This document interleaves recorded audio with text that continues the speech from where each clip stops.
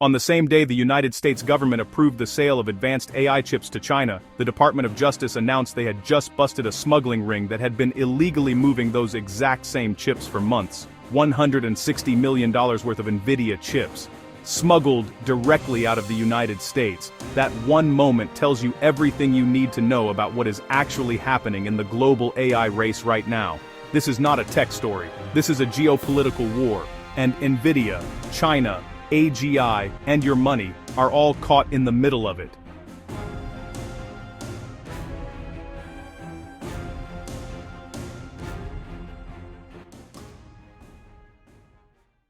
Here is the timeline you need to understand. For years, the United States blocked NVIDIA from selling its most advanced AI chips to China. The logic was simple. Advanced chips train advanced AI models. Advanced AI models can power advanced weapons.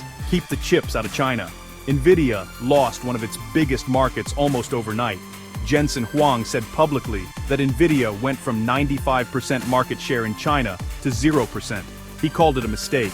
Then in December 2025, the Trump administration reversed course. They approved sales of NVIDIA's H200 chip to Chinese companies. The H200 is a single GPU that costs $27,000 per chip. One chip. $27,000. Chinese companies had already placed orders for more than 3 million of them. That is $81 billion in demand sitting there, waiting. The condition was that the United States would take a 25% cut of every sale. Trump signed an executive order making it official. Then, something nobody expected happened. China said no. Chinese customs officials told agents the H200 chips were not permitted to enter the country. The government summoned domestic tech companies to meetings and told them directly not to buy the chips. The US approved the sale, China rejected the purchase, and as of February 2026, NVIDIA's CFO confirmed on an earnings call that the company had generated zero revenue from China despite all the approvals. Why would China turn down the most powerful AI chips on the market? Before we answer that, here is what was happening in the background while the governments were negotiating. A smuggling ring operating across Texas, New York, and Atlanta had been illegally moving NVIDIA chips to China for months. The operation used fake company names, false end-user declarations, and a network of shell companies across multiple countries. Federal agents ran a sting. They let the group believe they were purchasing stolen chips from a government warehouse. When the smugglers arrived, with 3 semi-trucks to collect the goods, federal agents moved in and shut it down. The charges included illegal export of controlled technology, money laundering, and conspiracy. Here is the detail that matters.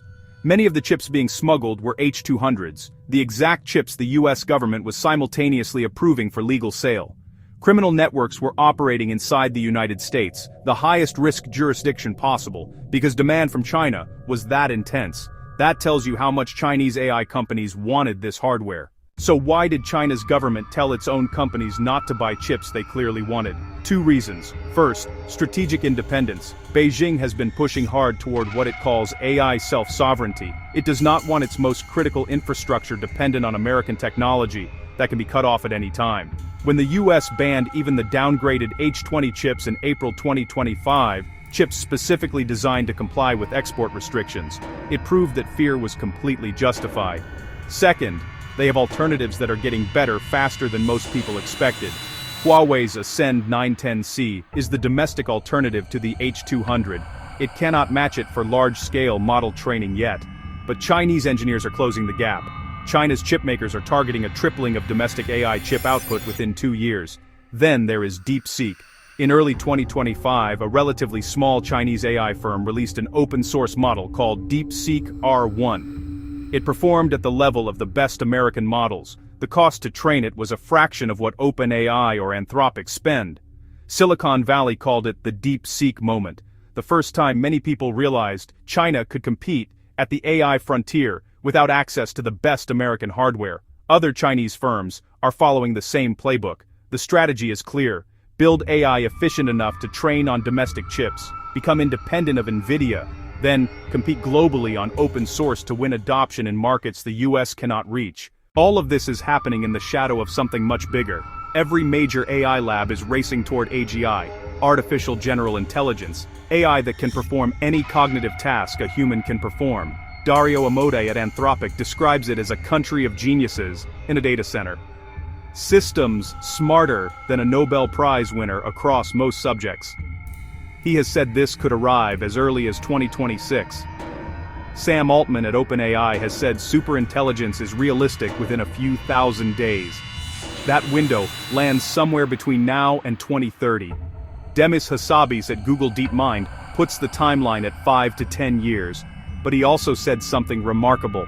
He believes AI could end disease, not treat it, end it, within the next decade. The disagreement on timelines matters less than the agreement on direction. Every major lab believes they are building the most transformative technology in human history, and they are all building it at the same time. The bottleneck in reaching that goal is not algorithms, it is energy. OpenAI and SoftBank are building data centers requiring 1.2 gigawatts of power, more electricity than many small countries use. Compute is the new oil, and every nation that understands this is moving fast to secure it, which brings everything back to NVIDIA. Every AI lab in the world needs NVIDIA chips to build the systems that might become AGI. NVIDIA does not sell chips, it sells the infrastructure of the future, and China understands that more clearly than most Western investors do. 3 things. The AI infrastructure layer is the most defensible position in technology right now. Data centers, energy infrastructure, and cooling systems are supplying both sides of this competition. Demand does not slow down regardless of who wins the AI race. Open source AI is becoming a real threat to the paid model providers.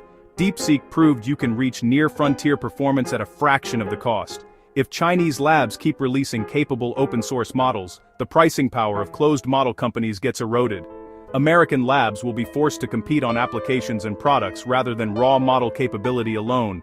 The chip supply chain remains the single most important choke point in global technology. Taiwan Semiconductor manufactures over 90% of the world's most advanced chips. Both the US and China are spending hundreds of billions to reduce that dependency. The country that solves advanced domestic chip manufacturing first holds a structural advantage in the AI race for decades. The companies building an AI right now are building on top of an infrastructure war that is still in its early stages. Understanding who controls the chips, the compute, and the energy is how you understand where the real money is going. 5 years from now, people will look back at 2026 the way people look back at 1995 and the birth of the commercial internet. The question is not whether this transformation is happening, the question is which side of it you are on. Follow Stacking AI for daily strategies on how to position yourself in the AI economy.